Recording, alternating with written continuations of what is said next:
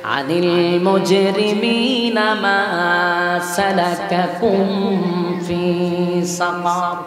এ যুবক বালক, জান্নাতীরা বারবার আল্লাহর কাছে দরখাস্ত করবে, মালিক আমরা একটু জাহান্নামী বন্ধুদেরকে দেখতে চাই, যাদের সঙ্গে দুনিয়ায় খেলাধুলা করছি, ব্যবসা বাণিজ্য করছি, কামকাজ করছি। আল্লাহ সাক্ষাৎ করায়া দিবে।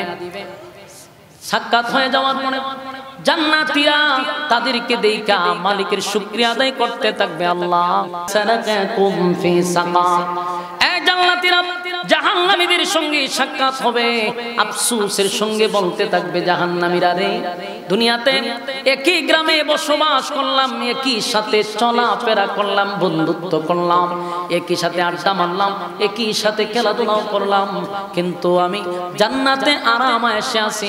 10টা পৃথিবীর সমান আল্লাহ একটা জান্নাত দিল, আর তুই জাহান্নামের আগুনে জ্বলস, ঘটনাটা বুঝলাম না।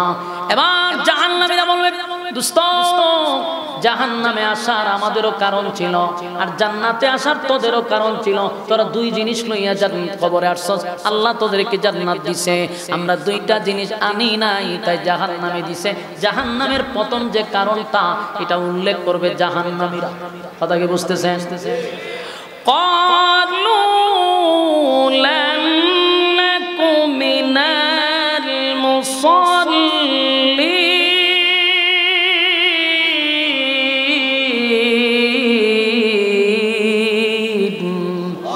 আল্লাহ বলেন, ক্বালু লাম নাকু মিনাল মুসাল্লিন। দুনিয়ার জমিনে একই সাথে চলাফেরা করছি, একই সাথে গল্প করলাম, আড্ডা মারলাম, খেলাধুলা করলাম, ব্যবসা করলাম, বাণিজ্য করলাম, কিন্তু বন্ধু রে, প্রথম সমস্যাটাই হলো তুই নামাজি ছিলি, আমি বেনামাজি ছিলাম। আমি নামাজ পড়তাম না, বন্ধু তুই নামাজ পড়তি। ঘটনা হলো, নামাজের সময় আমি ব্যবসা চালিয়ে যেতাম, আর তুই নামাজের সময় দোকান বন্ধ করে মসজিদে চলে যাইতি। ক্বালু লাম নাকু মিনাল মুসাল্লিন। তুই মুসল্লি ছিলি, আমি মুসল্লি ছিলাম না, তাই মালিক আমারে জাহান্নামে দিছে। আমার যুবক, এই জন্য প্রতিটা কথা আমাদের দিলের কান লাগায় শোনা দরকার। দুইটা জিনিস লইয়া কবরে গেলে আল্লাহ জান্নাত দিবে, ঈমান এবং নেক আমল। নেক আমলের মধ্যে সব, নামাজ রোজা হজ যাকাত যা আছে সব নেক আমল, কিন্তু জাহান্নামীরা বলবে প্রথম অপশনটাই হলো আমাদের নামাজ। নামাজ না থাকার কারণে আল্লাহ আমরা লাল কার্ড দেখাইছে, আল্লাহ আমরা ঢুকতে দেয় না। কারণ একই সাথে ব্যবসা করলাম, একই সাথে চললাম, কিন্তু মালিক করে দিল জান্নাত, আমারে দিল জাহান্নাম। কারণ মালিক যে দুইটা শর্ত দিছিল, সেই শর্ত আমরা মানলাম না। মনে করছি হুজুররা তো কত ওয়াজ করে রে, হুজুরদের ওয়াজ আমরা শুনি একটু সময় এনজয়ের লাগা। এরকম মন মানসিকতা নিয়ে যারা ওয়াজ শুনছে, শুধু শুনলো আর কান দিয়া ঢুকাইলো, আরেক কান দিয়া বাহির করলো, কোনো কাজেই লাগলো না, তারা জাহান্নামে গিয়া আফসোস করবে। রাসূল বলেন, হাতের আঙ্গুলিগুলি কুশারের মতো তারা চাবাইতে থাকবে।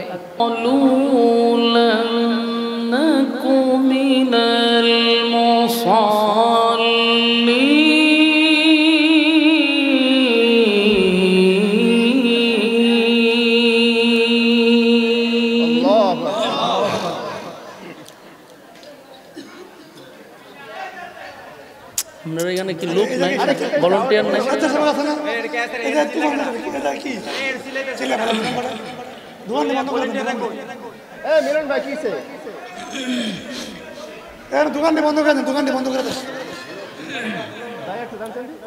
ভাই এখানে বইলে তো লাভ নাই, এখানে বইলে লাভ না, ওখানে যান, ওখানে যান, কথা না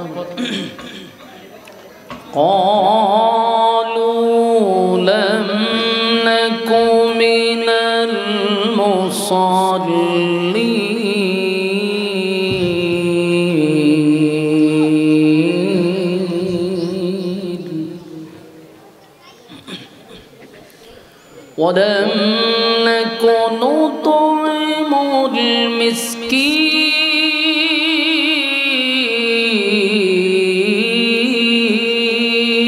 المسكين وكنا نخوض مع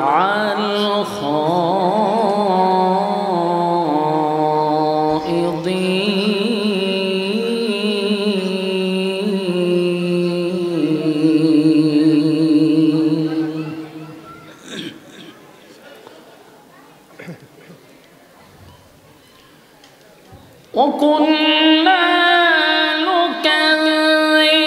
بيوم الدين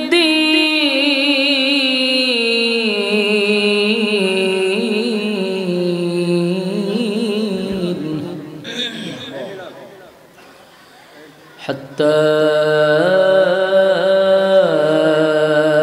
أتانا اليقين صدق الله العظيم যদি আমার ধন সম্পদ ছাড়তে হয় তাও আমি ছাড়তে বাধ্য ঈমান টিকায় রাখতে গিয়ে যদি আমার জীবনটাও দিতে হয় তাও আমি জীবন দিতে বাধ্য কারণ এখানে আমার ঈমানের প্রশ্ন এজন্য আল্লাহ বলেন যে এক নাম্বার হলো ঈমান তো ঈমান জানবেন কার মতো আমিনু কামা আমানান নাস ঈমান আনো ওই মানুষদের মতো যারা অতীতে ঈমান আইনা ঈমানের পরীক্ষা দিয়ে উত্তীর্ণ হয়েছে তাদের মতো ঈমান আনো আমাদের মতো ঈমান না আমরার ঈমান 5 টাকার কাছে বিক্রি হয় ঠিক না এই ঈমানের কথা আল্লাহ বলেও নাই আল্লাহ বলছে ঈমান আনো ওই মানুষদের মতো যারা ঈমানের পরীক্ষায় উত্তীর্ণ হয়েছে তাহলে সাহাবায়ে কেরামদেরকে ইঙ্গিত করা হয়েছে অথবা ফেরাউনের বউ আসিয়াকে ইঙ্গিত করা হইতে পারে আব্দুল্লাহ বিন তামেরকে ইঙ্গিত করা হইতে পারে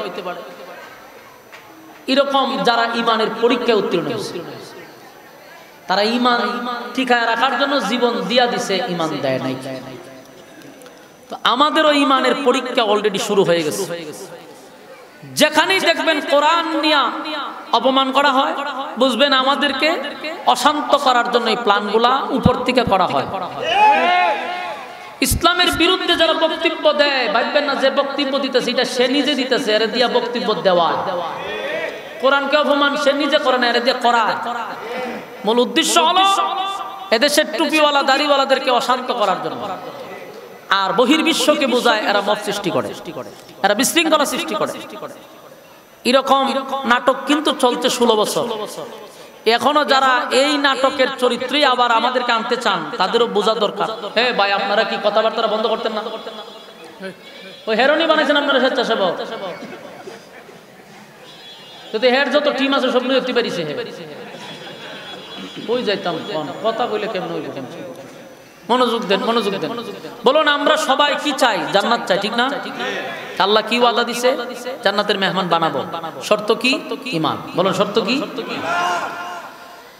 আমিনু কামা আমানান নাস এক নাম্বার হলো ঈমান 2 নাম্বার ওয়া আমিলুস সালিহাত নেক আমল প্রথম ইন্নাল্লাযীনা আমানু ঈমান এরপরে নেক আমল তাহলে আগে হইলো ঈমান এরপর আপনি নেক আমল করবেন কেন বলা হইলো যে ঈমান যদি ঠিক থাকে তাহলে নেক আমল করতে কথা হয় না আজ একজন হিন্দু খ্রিস্টান যদি নামাজ পড়ে রোজা রাখে এটা কি জমা হইব কেন জমা হবে না ঈমান নাই ঠিক তেমনি ভাবে আমাদের যাদের ঈমান নাই আমরা যতই ইবাদত বন্দেগী করি কোনো লাভ হবে ঈমান নাই আপনি মাথার টুপি লাগাইছেন ঈমান নাই আপনি একটা কুট লাগাইছেন পাঞ্জাবি লাগাইছেন লাগাইয়া গণ গণ মসজিদে যাইতেছেন আইতেছেন আর মানুষ আপনার পিছন দিয়ে স্লোগান দিতেছে অমুক ভাইয়ের চরিত্র ফুলের চেয়ে পবিত্র হ্যাঁ আমরা যেই নাম কেউ আসতে নামাজও গেলেন আইলেন আর চরিত্র ফুলের মতো পবিত্র এই স্লোগানে কি ফার পাইবেন তাহলে মূল জায়গায় আমার ঠিক থাকতে হবে ঈমান ঠিক কি না আমিনু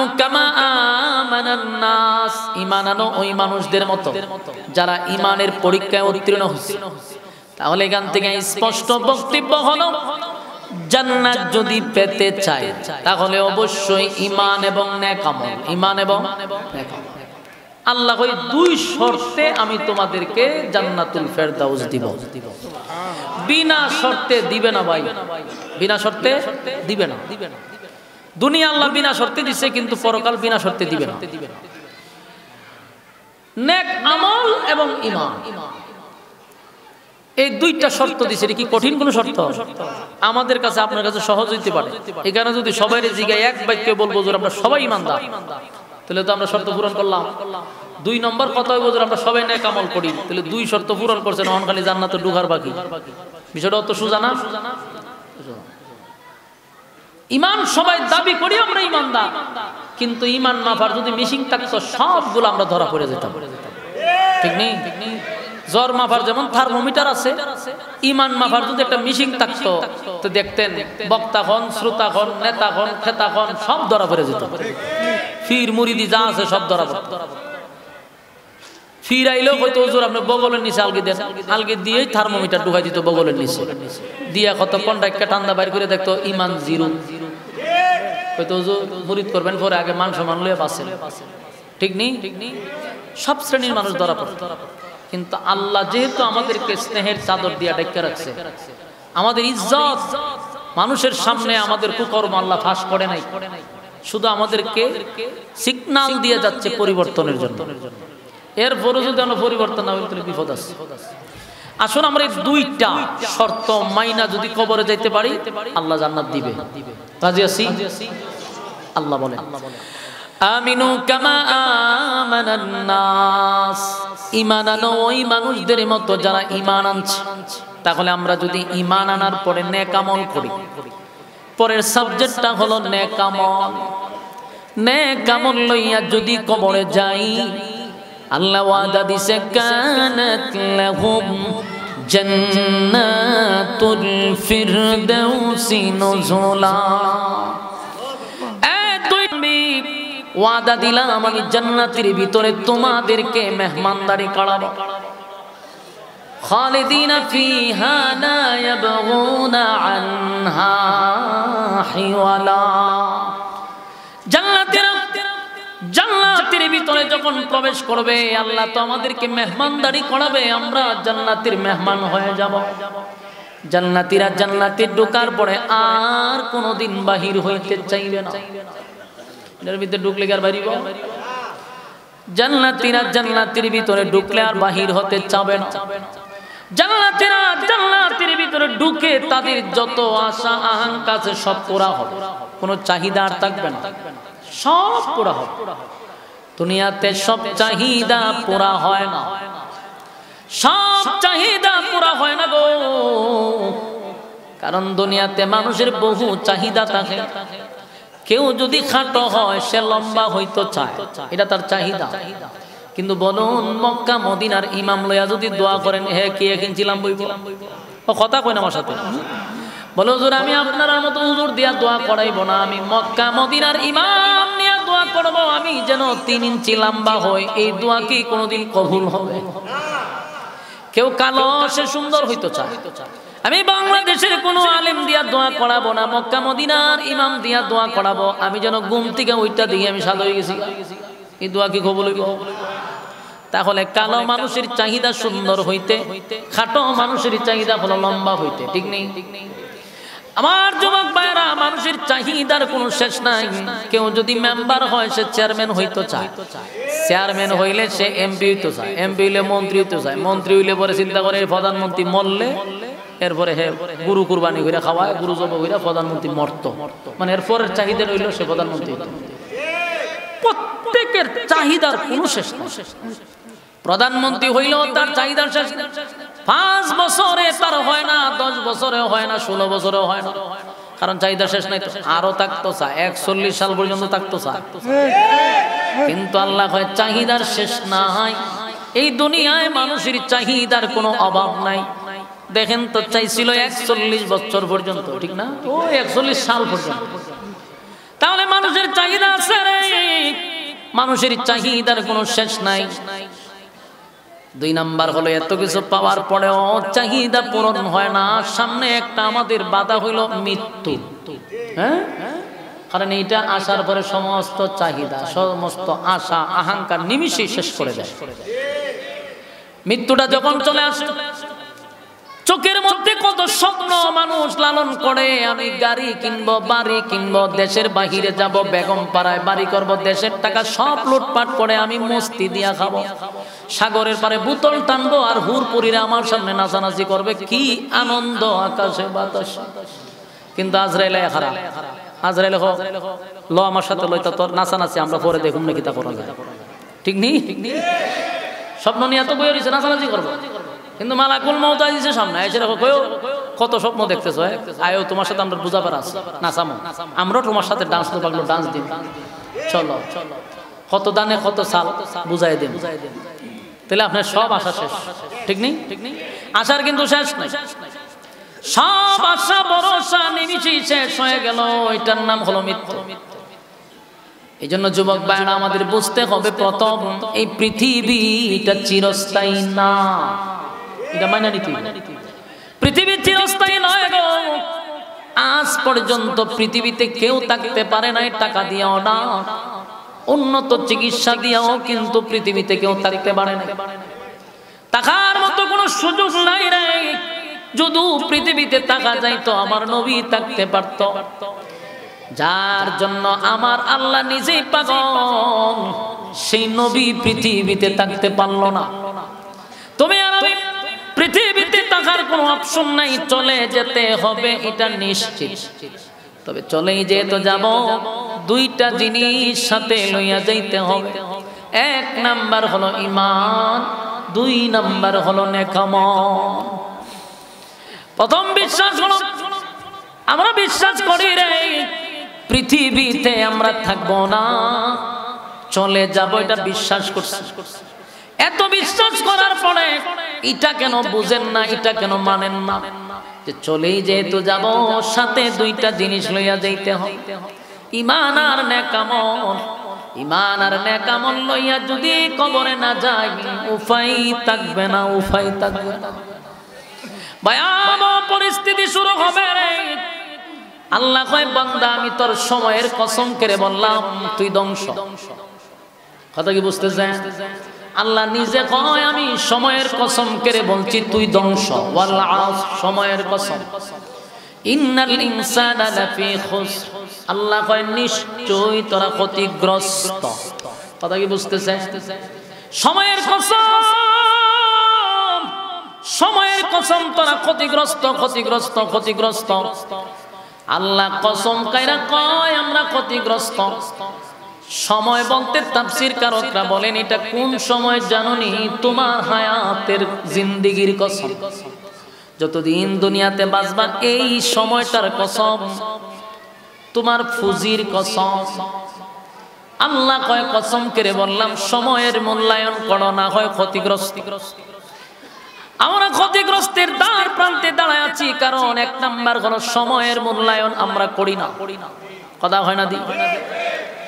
আমার যুবক ভাই, অনর্থক আল্লাহ আমাদেরকে দুনিয়া পাঠায় নাই, অনর্থক বানায় নাই, বেহুদা জমিনে খাওয়ার জন্য ঘুমানোর জন্য বানায় নাই। আফাহাসিবতুম আন্নামা খালাকনাকুম আবাসাও ওয়া আন্নাকুম ইলাইনা লা তুরজাউন। অনর্থক বানাই নাই, অকারণে বানাই নাই। নিশ্চয়ই আমার আল্লাহ কারণ ছাড়া বানায় নাই। কি কারণে বানাইলো? ওয়ামা খালাকতুল জিন্না ওয়াল ইনসা ইল্লা লিয়াবুদুন। মানব দানব দুইটা জাতি রে আমি আল্লাহ বানাইছি শুধুমাত্র আমার গোলামি করবে। বলুন কার গোলামি? আমার যুবক ভাইয়েরা, সবই তো জানলাম পৃথিবী চিরস্থায়ী না, সেটাও জানলাম। আল্লাহ দুনিয়াতে আমাদেরকে অনর্থক বানায় নাই, সেটাও জানলাম। ইবাদতের জন্য বানাইছে, সেটাও জানলাম। ইবাদত না করলে আল্লাহ কি করবে সেটাও তো জানা দরকার। আল্লাহ ইবাদত না করলে ওয়ালাকাদ জারানা লিজাহান্নামা কাসীরাম মিনাল জিন্নি ওয়াল ইনস, বহু মানুষ এবং জিনকে আমি আগুন দিয়া জ্বালাবো আর পোড়াবো। কথা বুঝতেছেন? লাহুম কুলুবুন লা ইয়াফকাহুনা বিহা ওয়া লাহুম আ'য়ুনুন লা ইবসিরুনা বিহা ওয়া লাহুম আযানুন লা ইয়াসমাউনা বিহা। এই যাদেরকে চক্ষু দিলাম দেখার জন্য, কান দিলাম শোনার জন্য, অন্তর দিলাম বুঝার জন্য, এতগুলা কোয়ালিটি দিয়া যাদেরকে বানাইলাম, তার সম্মানটাও আমি ফেরেশতাদের থেকে বেশি রাখলাম। কথা কি বুঝতেছেন? আপনাদেরকে বোঝার ক্ষমতা দিছে, এই জন্য আপনি আমি ফেরেশতাদের চেয়ে দামি, এটা জানেননি? কই ওয়াজ করতেছে, মানুষের আওয়াজের থেকে চিল্লাচিল্লির আওয়াজ বেশি। আমার কথা কি আপনারা বুঝেন? ওয়াজ শুনতে আইছেন, মনোযোগ না দিলে তো আপনার আওয়াজ বাড়িত না। ময়মনসিংহের মতো যদি হয়ে যান গা, এইটা যেন এক অঞ্চল। আপনারা তো ব্রাহ্মণবাড়িয়ার মানুষ, বুঝলে গেলে চলতে। 2-3 জন জানছেন ভাই আল্লাহর রাস্তে আমার একটু কথা কইতে দেন, এটা বন্ধ করেন না। খাসা সিংলা নাই যদি ফাত ফাত করে, এরকম সিংলা লয়া দেনকে ফাওয়াতে ফাত ফাত করে বাড়ি দেন কয়েকটা, শয়তানকে আরো বেশি শক্তি খোলা বান্ডি। এইভাবে দমকানের পরে আর কোনো ভয় নাই, কিচ্ছু নাই, চিল্লাইতে আছে। আপনারা এইদিকে যান না কেন? এইভাবে চিল্লা চিল্লি হইলে কেমন হইলে? মনোযোগ দেন। আমার জায়গা মনে এইদিকে, এটা চিল্লা দোকান ভাট দিয়ে ফ্যান্ডেলের ভিতরে লইতে আর বালা আছে, এত কাছে দেওয়ান থেকে ফ্যান্ডেলের ভিতরে বালা। আমিও খাইতাম, ওয়াশ করতাম, আবার লামতাম, 2টা খাই আবার ওয়াশ করতাম। হ্যাঁ, সুন্দর হইতো সিস্টেমটা। এত কাছে মানুষের দোকান দেয় না। শয়তানের ওপর আগে টেঙ্গা বই দিছে, দেন না? দেখছেন নি কি চিল্লা চিল্লিটা হইতাছে?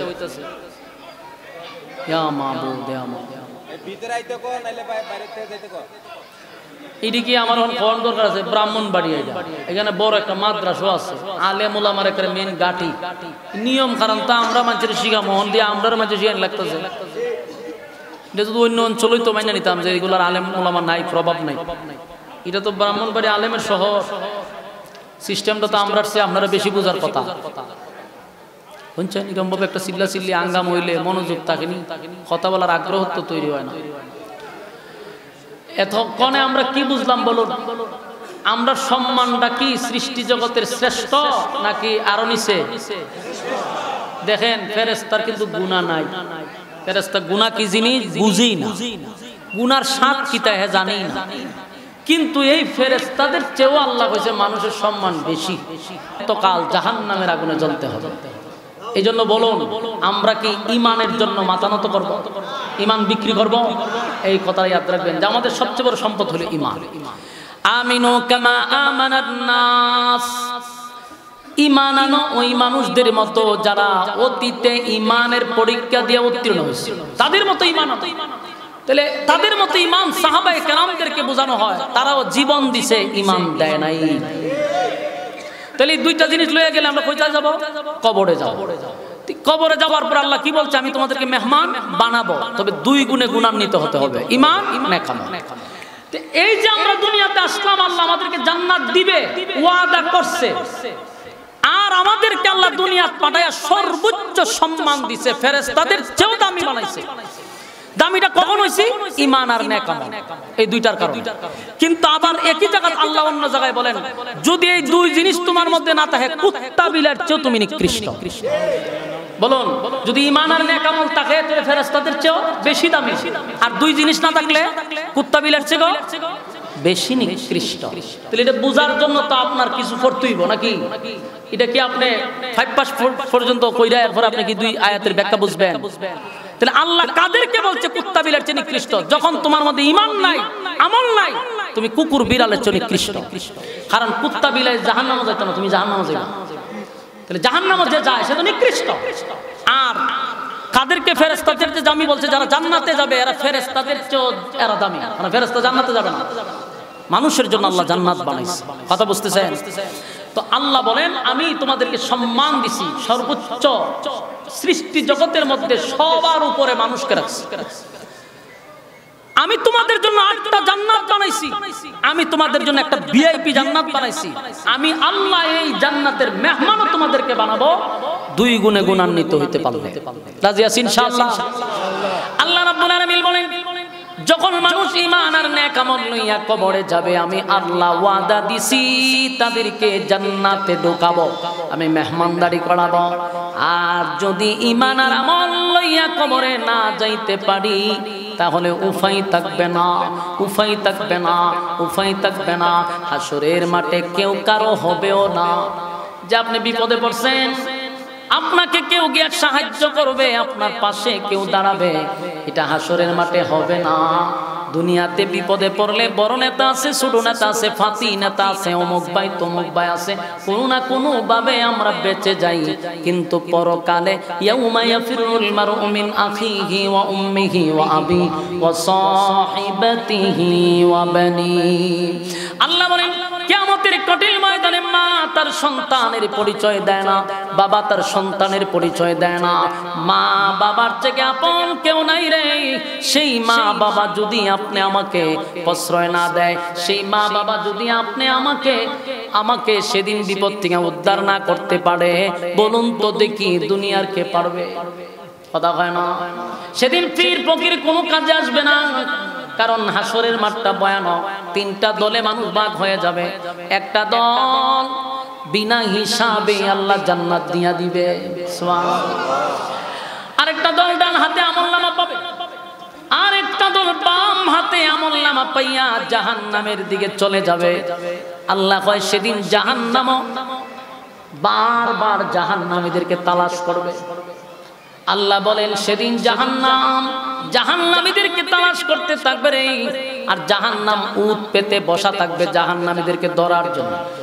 ইন্না জাহান্নামা কানাত মিরসাদা, জাহান্নাম উট পেতে বসা, লিত্তাগিনা মাআবা, সীমা লঙ্ঘনকারীদেরকে ধরার জন্য, লাবিসিনা ফিহা আহকাবা। আমার ভাইয়ারা, যুগের পর যুগ, যুগের পর যুগ সেখানে অবস্থান করতে হবে। উপায় থাকবে না, উপায় থাকবে না, উপায় থাকবে না। জান্নাতীরা জান্নাতে চলে গেল ডান হাতে আমলনামা পাইয়া, খুশিতে লাফাইতে থাকবে, খুশিতে লাফাইতে থাকবে, লাফাইতে থাকবে। আনন্দের কোনো সীমা নাই। আল্লাহ নিজেই তাদেরকে মেহমানদারি করাবে। বলুন এত আনন্দ রাখবো কোথায়? সুবহানাল্লাহ।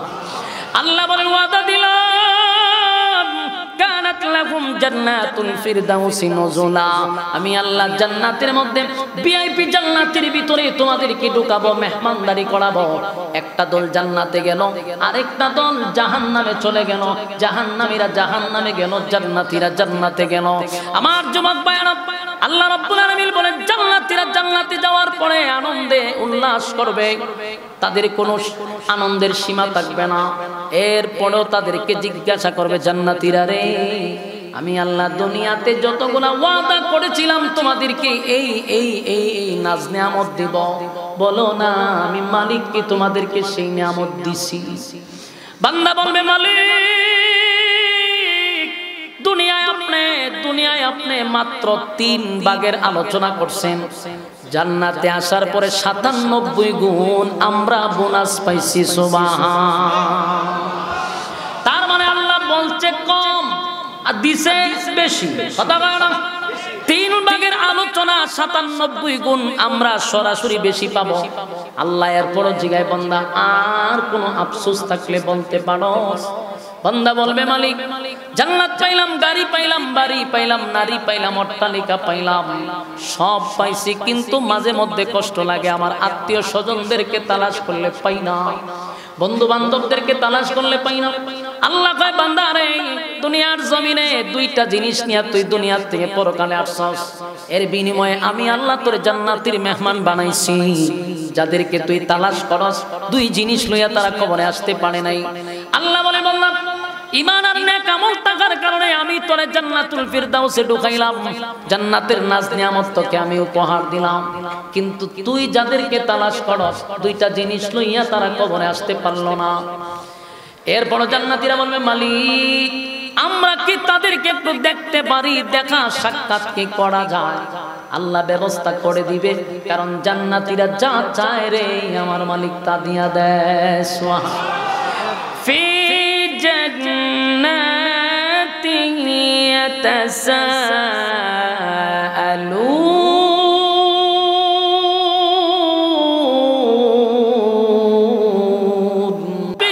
ইয়াতাসাআলুন, জান্নাতি আর জাহান্নামীদের মধ্যে আল্লাহ একটা সাক্ষাৎ করানোর ব্যবস্থা করে দিবে। সানাকাকুম ফি সাকা, এই জান্নাতীরা জাহান্নামীদের সঙ্গে সাক্ষাৎ হবে। আফসোসের সঙ্গে বলতে থাকবে জাহান্নামীরা রে, দুনিয়াতে একই গ্রামে বসবাস করলাম, একই সাথে চলাফেরা করলাম, বন্ধুত্ব করলাম, একই সাথে আড্ডা মারলাম, একই সাথে খেলাধুলাও করলাম, কিন্তু আমি জান্নাতে আরামে এসে আছি। 10টা পৃথিবীর সমান আল্লাহ একটা জান্নাত দিল, আর তুই জাহান্নামের আগুনে জ্বলস, ঘটনাটা বুঝলাম না। এবার জাহান্নামীরা বলবে দোস্ত, জাহান্নামে আসার আমাদেরও কারণ ছিল, আর জান্নাতে আসার তোদেরও কারণ ছিল। তোরা 2 জিনিস লইয়া কবরে আসছস, আল্লাহ তোদেরকে জান্নাত দিছে, আমরা 2টা জিনিস আনি নাই, তাই জাহান্নামে দিছে। জাহান্নামের প্রথম যে কারণটা এটা উল্লেখ করবে জাহান্নামীরা। কথা কি বুঝতেছেন? ক্বালু লাম মিনাল মুসাল্লিন।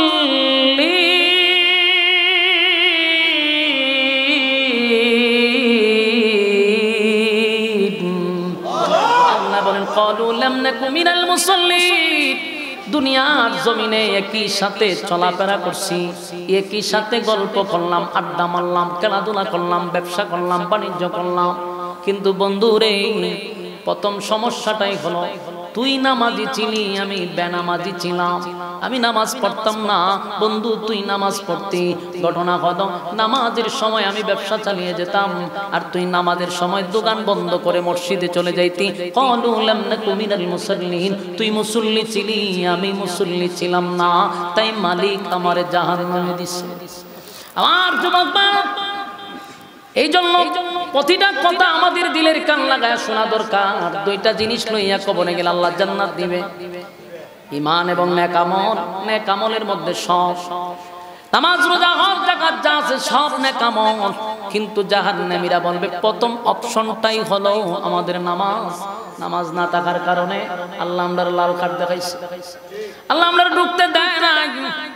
কারণ একই সাথে ব্যবসা করলাম, একই সাথে চললাম, কিন্তু মালিক তোরে দিল জান্নাত, আমারে দিল জাহান্নাম। কারণ মালিক যে দুইটা শর্ত দিছিল, সেই শর্ত আমরা মানলাম না। মনে করছি হুজুররা তো কত ওয়াজ করে রে, হুজুরদের ওয়াজ আমরা শুনি একটু সময় এনজয়ের লাগা। এরকম মন মানসিকতা নিয়ে যারা ওয়াজ শুনছে, শুধু শুনলো আর কান দিয়া ঢুকাইলো, আরেক কান দিয়া বাহির করলো, কোনো কাজেই লাগলো না, তারা জাহান্নামে গিয়া আফসোস করবে। রাসূল বলেন হাতের আঙ্গুলিগুলি কুশারের মতো তারা চাবাইতে থাকবে, আফসোস করবে, হায় আফসোস,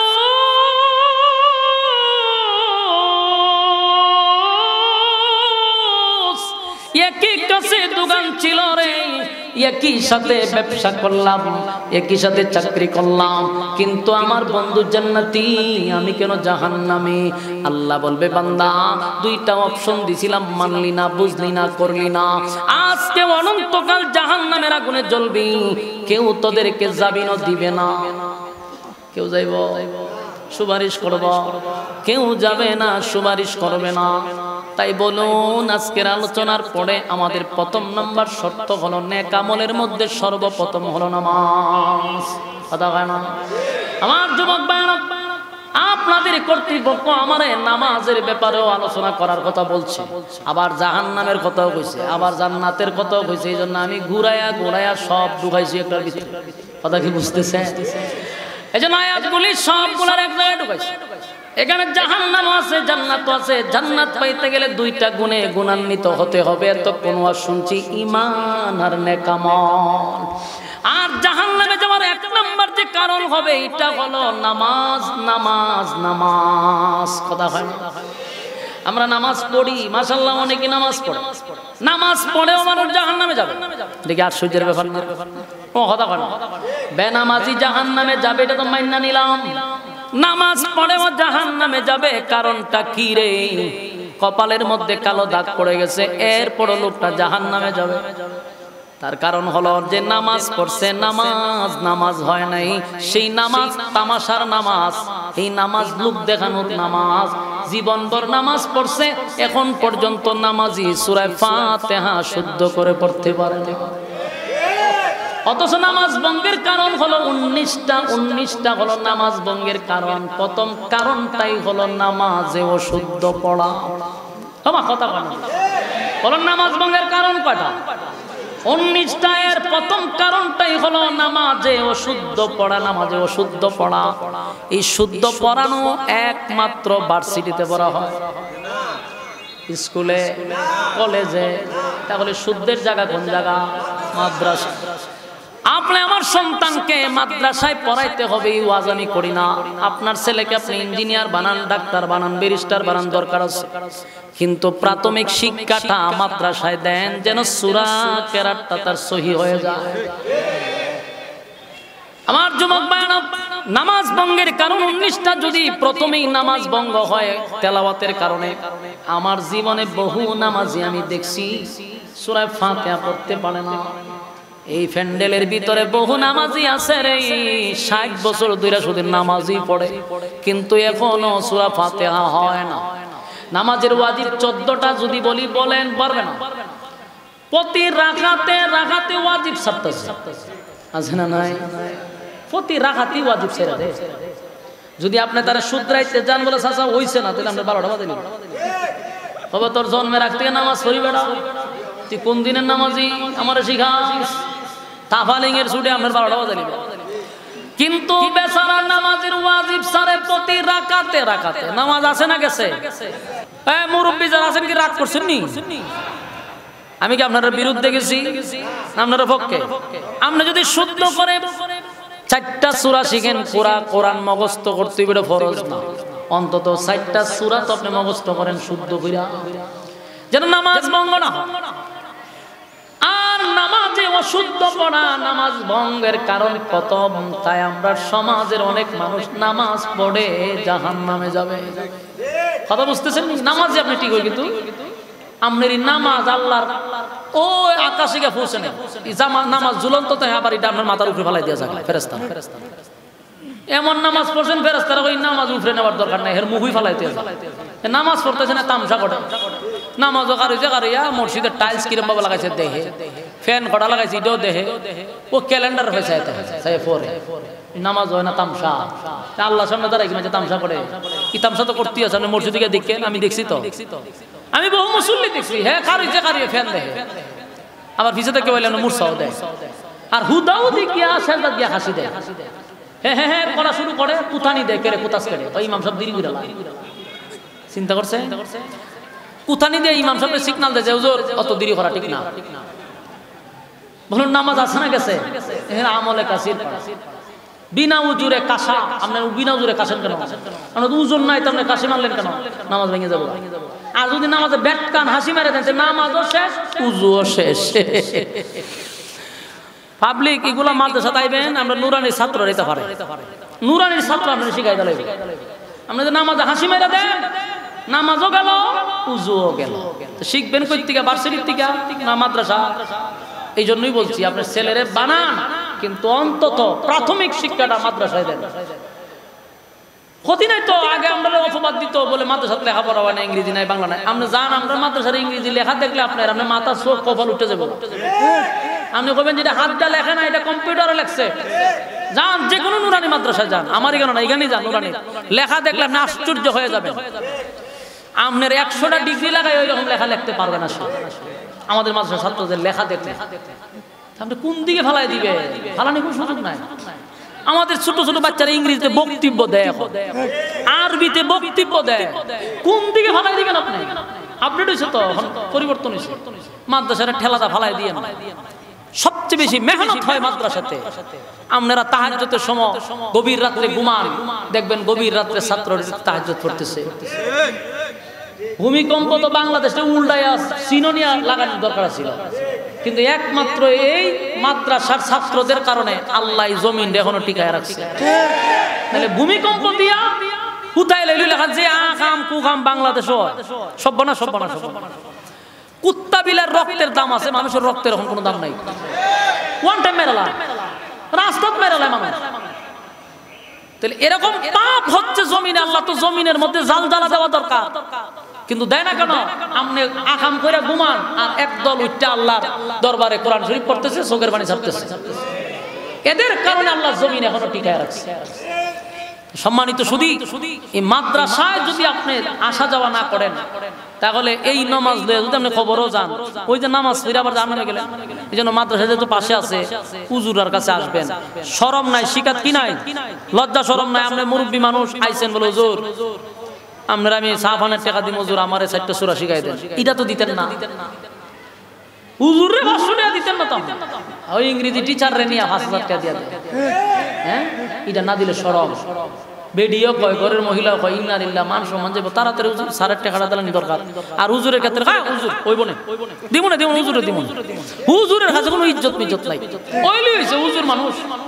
আপনাদের নিয়তের কারণে আজকে এই অবস্থা, নিয়তের কারণে। অনেক মাদ্রাসা তো আমি নিজে চালাই, বাপ জীবিত, বাপে লইয়া গেছে রে কয় ফুলাটা এতিম, হ্যাঁ নিজের ফুলার বাপ এর মেরে গেছে। পরে ঘটনা নিয়ে দেখি সব বানাইছে, দি হে ফুল হই তুইটা লই আইছে, আয় কইছে তোর মা বাপ নাই, গরিব মানুষ তো কমাই সময় রাখেন, এতিম হইয়া দিছে ভর্তি করায়। পরে খবর লিয়া দেয় যে এই ফুলার বাপ হইয়ে কত বড় সিটারি করে দেখছেন। তো এইটা কইরা মাছ হাত করবো নি কম, এটার কি পড়াইবি তুই? লিল্লা খাওয়াইয়া তুই কিতা পড়াইবি কম? শুরুতেই বাদ করে দেয়। আমি যে বলছি এগুলার প্রমাণ আছে, অধিকাংশ জায়গায় এগুলা হচ্ছে। মাদ্রাসাটা দিয়া ভর্তি করলে এমন ভাবে মাটির পরে এলান দিয়া বুঝা যায় সর্বহারা হয়ে গেছে, কিচ্ছু নাই, বেশ কি দিয়ে ফিরে দেয় গরিব। কিন্তু আপনি লয়ে যান স্কুল সকালের আগে সারা রাত হারা দালায়, নাহলে মান সম্মান যাইব, ইজ্জতের একটা ব্যাপার আছে। তাহলে নিয়ত যদি আপনার ভালো না থাকে, আপনার ছেলে আলেম হইব কিভাবে আর হাফেজ হইব কিভাবে? আপনি যেরকম নিয়তে মাদ্রাসা দেন সে সেইটাও কি করে বন্ডামি করে, এটাও বইয়ে দেয় কোন বেড়া মরবো আরে জানাজা পড়বো, খার বাড়ি মিলা দিব এগিয়ে খাইব। এরপর যখন কোনো কিছু ফানা তখন এটি মেকআপ লাগাইয়া লাল বাতি লাগাই উঠতে থাকা স্টেজ উঠটা ওয়াজ কোরআন হাদিস তো নাই, শুরু করে দেয় গান হেক্কুর হুক্কুর দিয়া মাহফিল শেষ। ওইটির কারণে এই জন্য আসুন, মাদ্রাসা যেহেতু আছে আমরা সেখানে আমাদের সন্তান দিয়া আমরা এই মাদ্রাসার প্রতি আমরা খেয়াল রাখবো, অর্থ দিয়া রাখবো। আমরা যদি পারি আমাদের জীবন দিয়ে হইলো নবীর এই মাদ্রাসাগুলি আমরা টিকায় রাখতে হবে। আর মাদ্রাসা যে বিদায় আজকে বাংলাদেশে এখন পর্যন্ত মানুষকে সম্মান করে, দিনী শিক্ষা আছে বিদায় এখনো মানুষ বাবা তার সন্তানকে সম্মান করে, নাহলে মানুষ থাকতো না, গরু ছাগল হয়ে যেত, গরু ছাগল। আলেম ওলামা না থাকলে এদেশে গরু ছাগল। ওয়াজ মাহফিল যে বেশি হয়, অনেকে কয় এত ওয়াজ মাহফিল কেন হয়? বেটা ওয়াজ মাহফিল যদি ঘন ঘন না হইতো তাহলে মানুষ আর মানুষ থাকতো না, মানুষ থাকতো না, গরু ছাগল হয়ে যেত। এখন মানুষ সম্মান করে না, ফলাফল মুরব্বী দেখলে সম্মান নাই, আলেম দেখলে সম্মান নাই। আর যদি মাহফিল বন্ধ হয়, এই কথাগুলি যদি কানে পৌঁছানো না হয় আরো নষ্ট হবে। কথা ঠিক না বেটি? আমার যুবক ভাইরা, এক নাম্বার কোন ক্বালু লাম নাকু মিনাল মুসাল্লিন, কারণ হইলো জাহান্নামে যাওয়ার নামাজ, ইয়াদ আছে তো? এরপর হইলো ওয়া লাম নাকুনু তুইমুল মিসকিন। দুই নাম্বার কোন যারা ইতিমের মাল মাইরা খাইছে, এরকম লোক আছে কথা হয় না? ইতিমের মাল যারা মেরে খায়, ইতিমদের সম্পদ যারা দখল করে জোর কইরা, আসেন এরকম লোক। আল্লাহ কয় এই শ্রেণীর মানুষ কোনোদিন জান্নাতের গ্রাণ পাবে না। আমার যুবক ভাইরা, আমার দেশে বেশিরভাগ গরিবের হক নষ্ট করা হয়, দুর্বলের উপর আঘাত দেওয়া হয়, যার কিছু নাই তারে আরো মানুষ মারতে চায়, ঠিক না বেটি? গরিব মানুষের উপরে অত্যাচার জুলুম নির্যাতন চালায়, কারণ সে দুর্বল, প্রতিবাদ করতে পারে না রে, এই জন্য তার উপরে নির্যাতন চালায়। আল্লাহ কয় ওয়ালাম নাকুনু তুইমুল মিসকিন, যারা এতিম অসহায়দের হক নষ্ট করলো, এতিমের খাবার নষ্ট করলো, এতিমের হক যারা নষ্ট করলো, জাহান্নামে তারাও কোনোদিন যেতে পারবে না। কথা বুঝতেছেন? আমার যুবক ভাইরা, আজকে সবচেয়ে বেশি এতিমের মাল নষ্ট করে, এতিমের মাল মাইরা খায় বেশি হলো যারা এই সরকারের অধীনে থাকে। একেবারে একটা মেম্বার থেকে শুরু, হ্যাঁ মেম্বার থেকে শুরু, তো কত বিধবা বাতাস ইডি খায়, গরিব মিসকিনের মাল খায়, রাস্তাঘাট তো খাস খাস হই, এর থেকে নিচে নামতে নামতে একটা বাথরুম লেট্রিন শুদ্ধা খাইয়া লাগে। বাস্তব না বাস্তব? আমরা বাজার একবার আমি বইয়া এক দোকানে চা খাইতেছি, তো বইয়া রয়েছি বেটা আমার খুব মহব্বত করে, হতেন পরে একটা ফান বানাই দেয়, চা দেয়, আমি বইয়া গপ টপ করি। আগে বহুত আগে, এখন তো ব্যস্ত, আগে তো ব্যস্ত আসলাম না। তো আমি বইয়া আমার ইউনিয়ন অফিস দেখা যায় অনেক দূরে, দেখি দুইটা লেগেছে জগা, ওই সগিদার চিনুন, সগিদার চিনেন না আপনারা? তো সগিদারের সাথে দুই মহিলা লাগছে দ্বন্দ্ব, এইখান থেকে কিন্তু আওয়াজ শোনা যায় না, খালি দৃশ্য দেখা যায়, কিন্তু কি কইতেছে এটা বোঝা যায় না।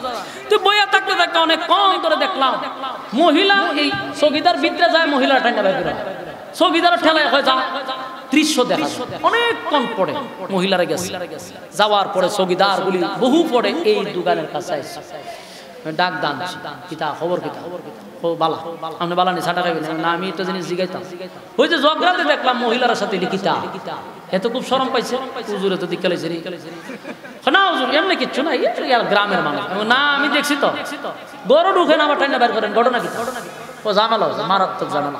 কিতা ঝামেলা কম জানা, বেজ্জতি জি মহিলারা আপনার কোথায়, ঘটনা কি? আমার তো দোষ না হুজুর, খাইয়া তোলাইছে, কিতা খাইছে, 10টা বাথরুম আছে, লেফটিন গরিবের লাগে, 7টা দিছে, 3টা দিছে না, এই তিন বেডি আমার সকালতে এমন একটা ডিস্টার্ব করা কথা কোন জানা আমি কি তা করতাম খাইছি কি আমি নি আমি তো তিনটা কি তো তিনটা খাই লিছে সি সি সি নিচে লামতে লেফটিনটা শুদ্ধা খায় বাস্তব কইছি না বাস্তব খালি অন্য হান দেখা আপনারা লাগা দেখায় না ওয়ালাম নাকুনু তুইমুল মিসকিন মিসকিনের মাল যারা মাইরা খাইলা গরিব অসহায়দের যারা হক নষ্ট করলা জাহান্নামের গ্রাণ কোনোদিন পাবি না মাথায় রাখতে হবে এরপর আল্লাহ বলেন ওয়াকুন্না নাখুদু মাআল খাইদিন যারা অনর্থক বেহুদা কথা কয় বেহুদা কথা কই না লোক আসেনি এই কথা কয় না ইডিও জাহান্নামে যাবে জান্নাতে যাইতে পারতো না বেহুদা কথা কি জানেন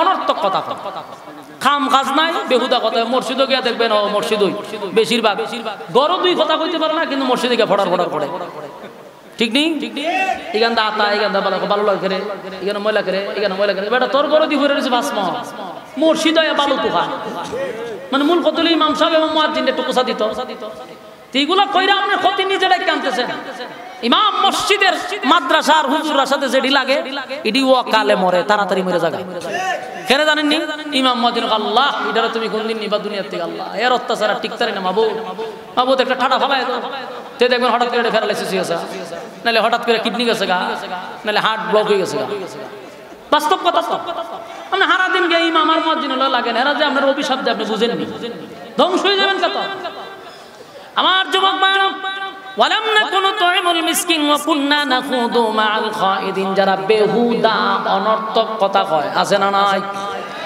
সারা দিন মসজিদে পাঁচ ওয়াক্ত নামাজ পড়ে তাসবিহটা লইয়া বাইরে গেছে দেখবেন ওই দোকানের মুড়ো দেখবেন টিভি একটা চালাইতেছে আর কেকের পুতলা কতগুলা কলা হাতে লটকাইতে রাখছে বিস্কুট গিয়া করে এক কাপ চা দেন সুবহানাল্লাহ তাসবিহ বেচারার হাতও ঠিক হই আছে চিনি সারা চা দিছে কতক্ষণ খায় আর দুই কথা কয় আর কয় চ্যানেল ফালটা দেখছেন খালেদা জি আছে না গেছে সুবহানাল্লাহ তারেক জি আইবনি দেশ সুবহানাল্লাহ দেশের পরিস্থিতি ভালো না রে ডক্টর ইউনুসি কিতা করতেছে সুবহানাল্লাহ সুদ কি এখন কমছে না বাড়ছে সুবহানাল্লাহ এই তাসবিহ পড়তেছে কতক্ষণ পরে গিয়া একটা সুমা দেয় 100 ওই তাসবিহর মাঝাতে একটা ইয়া দিকে আমরা খারাপ থাকে ওই যে অতক্ষণ সুবহানাল্লাহ পড়ছে না এটাকে শেষ একটা সুমা দেয়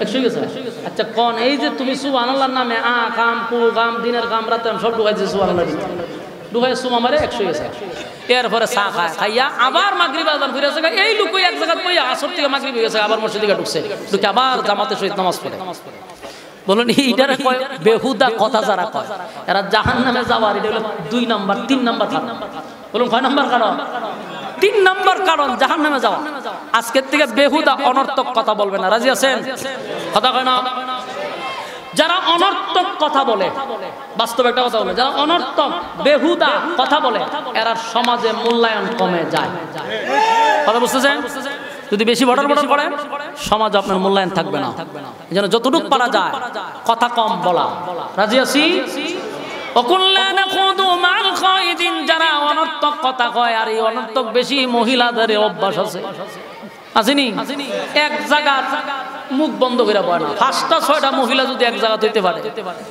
এদিন আর ফর্তিকা পড়ার কোনো দরকার নাই সব খবর এর কাছে পাইবে কক কক কক কক করে রাস্তা গরম মা বোনদেরকে সম্মানের সাথে বলছি বেহুদা কথা কইেন না এটা কিন্তু জাহান্নামে যাবে কয় নাম্বার কারণ 3 নাম্বার কারণ মা বোনটা সময় ফেলে খালি বেহুদা কথা কয় যেমন কথা কয় এমন জামাইরও খান টান শুধু একবার গরম করে লাগে এই যে আপনি বেহুদা কথা বলেন বেশি সময় মহিলারা বেহুদা কথা বলে এবং আল্লাহ রাসূল নিজেও বলছেন যে মহিলারা এই ব্যাপারে একটু আগাইয়া বেহুদা কথা অত সেটা জাহান্নামে যাইবার 3 নাম্বার কারণ সাবধান বেহুদা কথা বলা যাবে না অনর্থক কথা বলা যাবে না জবানের হেফাজত করা না হলে জাহান্নামে যাওয়ার এটা 3 নাম্বার কারণ বুঝতেছেন কথা এবার আসুন وكنا نخوض مع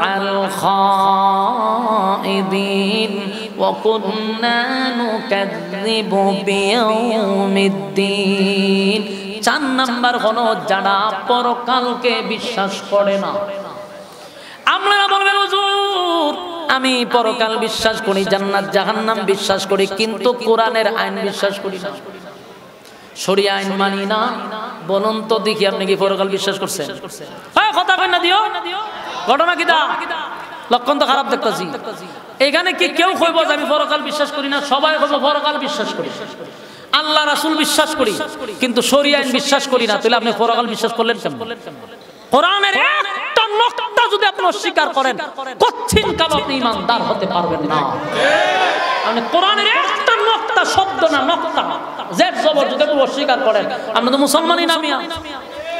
তাহলে আপনি পরকাল বিশ্বাস করলেন কেমন? যাই না রাখেন আপনি জাহান্নামে যাওয়ার এটা 4 নাম্বার কারণ।